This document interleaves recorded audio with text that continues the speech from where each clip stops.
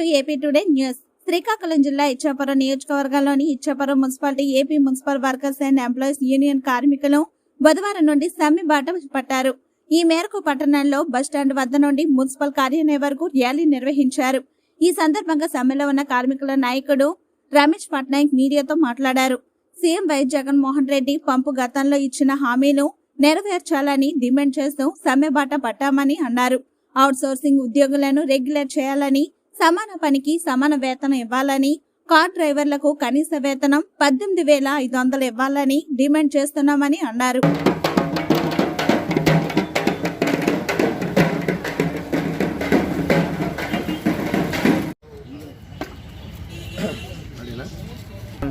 AP municipal workers employees and union Andhra Pradesh taluka జిల్లా శ్రీకాకుళం జిల్లా అధ్యక్షుడు ఏ రమేష్ పట్నాయక్ మాట్లాడుతున్నాను.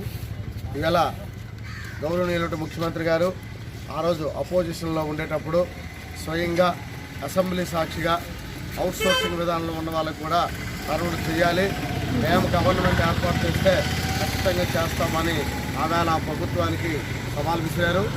తర్వాత మరి రోజులు గడిచాయి, ఆయన ముఖ్యమంత్రి అయ్యారు. సుమారు 4 సంవత్సరాలు దగ్గరలో 4 సంవత్సరాలు 6 మాసాలు దాటిపోయింది. ఈ రోజు వరకు కూడా పారిశుద్ధ్య కార్మికులకి అవుట్ సోర్సింగ్ విధానంలో ఉన్న వాళ్ళకి ఈరోజు కూడా పనులు చేయలేదు. కనీసం సుప్రీంకోర్టు చెప్పినటువంటి సమాన పనికి సమాన వేతనం కూడా ఈ రోజు వరకు ఇవ్వలేదు. అదేవిధంగా క్లాప్ డ్రైవర్లకి 18,500 ఇస్తామన్నారు, వాళ్ళకి ఇవ్వలేదు. మరి ఇదే విధంగా చాలా రకాలుగా ఆవేళ పాదయాత్రలో ఇచ్చినటువంటి హామీలు ఎన్నింటినో దొంగలో తొక్కారు. మరి పారిశుద్ధ్య కార్మికులు వెన్నుముకన్నారు, మరి అందరూ ఆరోగ్యాన్ని కాపాడుతున్నారు అన్నారు, వాళ్ళ సేవలు కొనియాడారు. మరి వాళ్ళ కడుపులు నింపవలసినటువంటి సమాన పనికి సమానం ఇవ్వడానికి ఏమడ్డొచ్చింది ఈ ప్రభుత్వానికి అని మేము అడుగుతున్నాం. మరి అటువంటి పారిశుద్ధ్య కార్మికులకి ఈరోజు సమ్మెబాట పట్టవలసిన పరిస్థితి ఈవేళ ప్రభుత్వం కల్పించింది.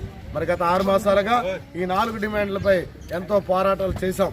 అయినా సరే ప్రభుత్వం నిమ్మక నీరెత్తినట్టు ఉండడం వల్ల ఈవేళ నిన్న 26వ తారీఖు నుంచి మేము సమ్మెబాట పెట్టాం అని తెలియజేస్తున్నాం. మరి కనీసం ఎప్పటికైనా ప్రభుత్వం పెద్దలు కూర్చొని ఆలోచన చేసి మనం వీళ్ళు సరైన కోరికలు కోరారు, వీళ్ళకి ఇవ్వాలి అని ఒక మంచి సంకల్పంతో ఇస్తే మంచిదే. లేదనుంటే ఈ సమ్మె బాట పెట్టాం కాబట్టి ఇక్కడ నుంచి ఉధృతంగా ఉంటుంది. మరి ప్రజల ఆరోగ్యాలు అనేవి మరి మీరు ఎలా కాపాడుకుంటారో ఆ బాధ్యత మీదని మేము మరొకసారి తెలియజేస్తున్నాం. ఎందుకంటే మేము ఎన్నో రకాలుగా 4 సంవత్సరాలు 6 మాసాలు వేస్ట్ చేసాం, కష్టపడ్డాం, పోరాటం చేసాం. ఏ రోజు కూడా ప్రజలకు ఇబ్బంది కలగకూడదనే మేము ఈ రోజు వరకు ఆలోచన చేసాం. అయినా సరే ప్రభుత్వం వారు దాన్ని పట్టించుకోలేదు కాబట్టి ఈవేళ మేము సమ్మెబాటలో పట్టవలసి వచ్చింది. కాబట్టి మరోసారి ఆలోచన చేయమని చెప్తున్నాం.